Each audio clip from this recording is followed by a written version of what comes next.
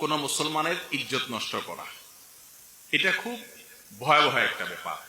নবী করিম সাল্লাল্লাহু আলাইহি সাল্লাম বলেছেন, যদি কোনো মানুষ কোন একটা মানুষকে এমন কোন জায়গায় অপমান করে, যে জায়গায় লোকটা আসলে কোনো বিপদে আছে, ওই জায়গায় আপনি তাকে অপমান করলেন, চান্সে আপনি তার উপরে আরো চড়াও হলেন, আল্লাহ রাব্বুল আলামিন আখিরাতের শাস্তি তো আছে, দিবেনই, দুনিয়াতে এটা জমা করে রাখবেন।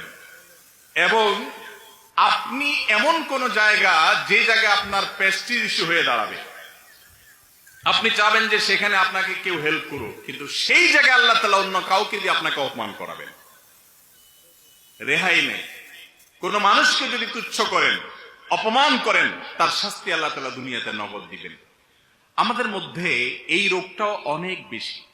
কিছু কিছু অপরাধ আছে ভাই, যে অপরাধগুলো আমরা আঁচ করি না, বুঝি না, অনুমান করি না। একজন জেনা করছে, বুঝি খারাপ কাজ করছে, মদ খাইছে, বুঝি খারাপ কাজ করছে, খুন করছে, বুঝি, জানি যেটা খারাপ কাজ করছে, কিন্তু একটা মানুষকে আপনি কথায় কথায় হাসির ছলেই অপমান করে দিলেন, বেইজ্জত করে দিলেন, ছোট করে দিলেন, তার হক নষ্ট করে দিলেন, হাসতে হাসতে করে ফেলছেন, টেরও পান নাই।